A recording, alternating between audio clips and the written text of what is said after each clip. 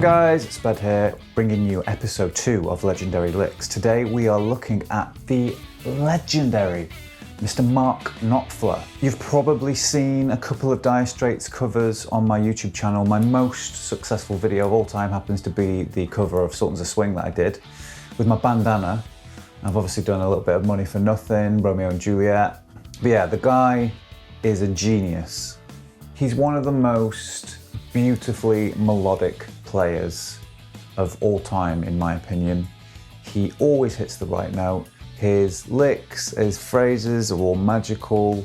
Today, we are going to be looking at the magical moment right at the end of Tunnel of Love, where he's way up high on the tiny frets and he plays one of the most beautiful pieces of guitar I've ever heard, you've ever heard.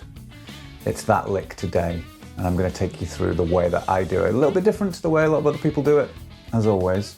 I like to do things my own way, but I think it's pretty close. Rather than just teaching you that lick, I've kind of given you a little bit either side so you can come in and out, and I think it makes for a really cool, short little lesson. I don't think there's enough time to go into all the other magic moments I was talking about before, but like just take the intro from Romeo and Juliet, amazing. Money for Nothing, I mean, if that doesn't make you want to start playing guitar, then there's something wrong with you. Sultans of Swing, Down to the Waterline, the end of On Every Street is one of the most beautiful pieces of guitar I've ever heard. And then when the drums kick in, oh my, yeah, he's a genius and a very fitting legend for Legendary Licks. Episode 2. Have fun. Tunnel of Love.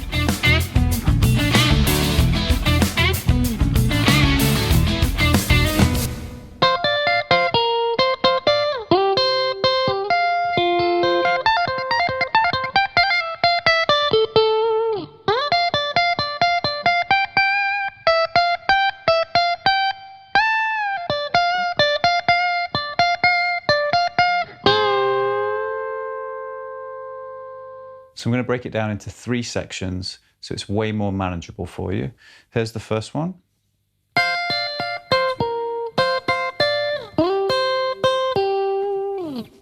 So we start with a 13th fret double stop on the B and the E string, and we're going to be playing them with my index and my middle finger at the same time. Then we hit the 15 on the B by itself, then the 13 on the E, then go back to that double stop on the 13th fret. Now we come down to the 15th fret of the G with the 3rd finger, and I hit that with my thumb.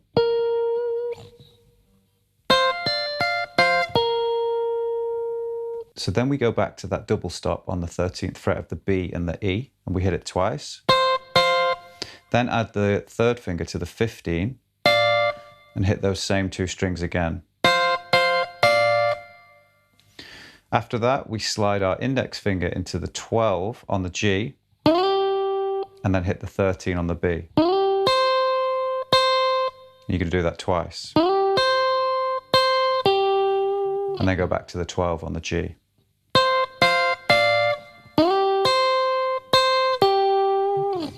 So here's all that again, a little bit slow.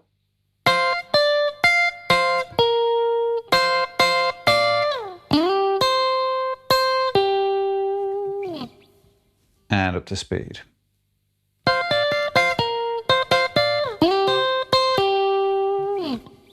Here's the next section we're going to learn.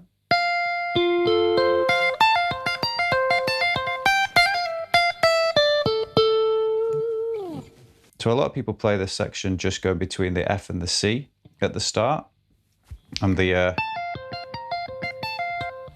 higher notes. I kind of hear this little F major triad that leads into it. It's just the way I do it, but it sounds really cool and it's fun to learn. So having come from this section, it's worth noting that you should start by putting on the bar across the 13 on the B and the E again, that double stop. And then when you're there, you can throw down the 2nd and the 3rd fingers on the 14 on the G and the 15 on the D. That way, you've got your F on to begin with. Hit the E string on the 13, and then you're going to go thumb, thumb, 1, 2.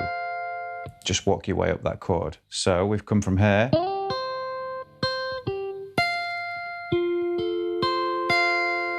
Now the fiddly bit, but the best bit, we're going to be doing thumb on the B string, index and middle finger on the E string.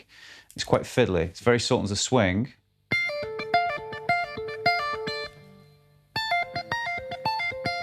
It's the same kind of technique that I think he uses there. A lot of people play it differently, but we're going to go with that one. It's fiddly, but it's worth learning. Once you've made your way up to the F on the high E, take your pinky up to the 17, use your index finger, pull off, thumb on the B, index finger back to the E, pinky goes to the 18, and then use your middle finger, pull off, thumb on the B. So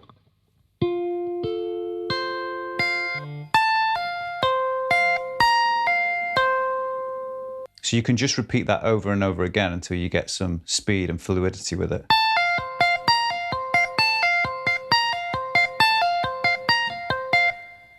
It's good actually practicing it like that, because after you've done the 18, you do make your way back down to the 17. And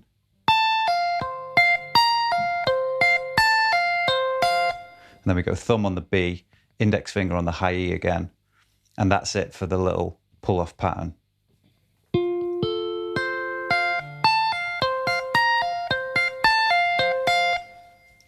Now we hit the 15 on the E with the third finger. And we're going to do a hammer and pull off from the 13 and a slide back to the 12. After you slid back to the 12, you're going to hit the 13 again with the second finger, index finger on the 12, 15 on the B with the third finger, and then you're going to hit the 14 on the G twice, and I use the thumb.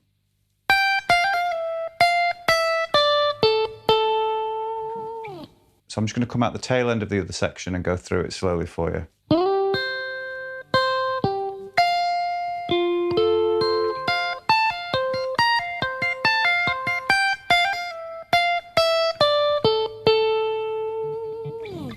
And a little bit quicker.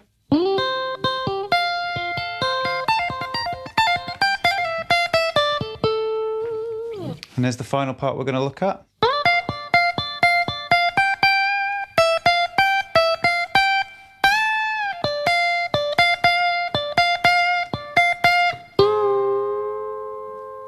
So we're going to start with the 15th fret on the B, 13th fret on the E, third and first fingers, and we just rock, go back between those two notes. You can separate them like I do, or you can bleed them together if you want. That kind of gives you a little bit more aggression. I like to keep them separate. You're going to do that 4 times.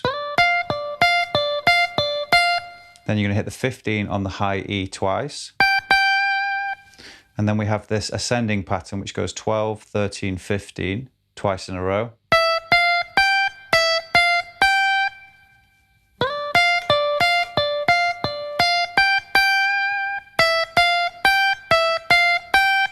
A little bit of a breath, and we're going to bend that 15 up a whole step. Let it down, quickly hit the 15 on the B once, and then the 13 on the E. And give that a wiggle. So then we're going to repeat the same notes again, the 15 on the B and the 13 on the E, but you're going to hit the E twice. And that's a further 3 more repeats.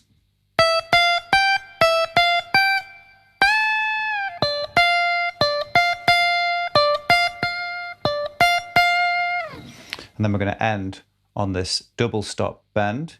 12 on the G with the third finger and the 13th fret of the B. What I like to do is bend this up just short of a whole tone, back down, and then fully back up. Because that way it was kind of like, whoa, teasing, down, and then back up again. He does the same kind of lick in Sultans of Swing, which is cool because you see a player's style, or like, you know, a few of their licks that they've got in their arsenal that get recycled here and there. Like I said, we keep the 13th fret pin down, bend the 12 up just short of a whole tone, down, and then back up. So one more time, here it is slow.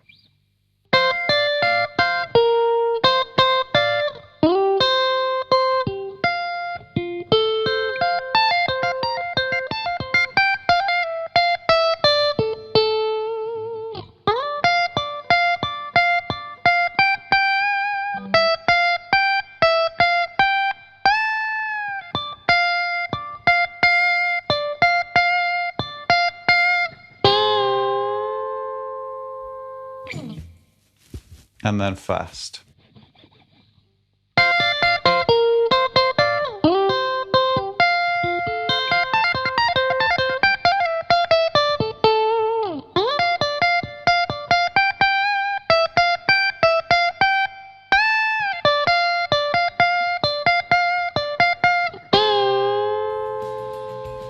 Don't forget the tabs for this episode, along with all the other episodes and most of my tutorials and covers, are on my Patreon, which is linked right there, right now. So episode 1, we took a look at a really cool lick from the middle of Sweet Child of Mine by Slash. So if you've missed that video, go check that out. I'll link it at the end. Also, drop me a comment below. Let me know what your suggestions are for Legendary Licks episode 3.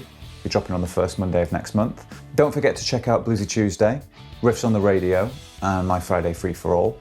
This channel's got some real structure now. It's got a spine. It's been really good for me, getting some structure to the channel. I can plan. I know what I need to make, when I need to make it. You guys know what you're getting. Hopefully you're enjoying it. Thanks for all your comments on the Friday Free for All. Me and Gab really love doing that. I'm going to do some more of it.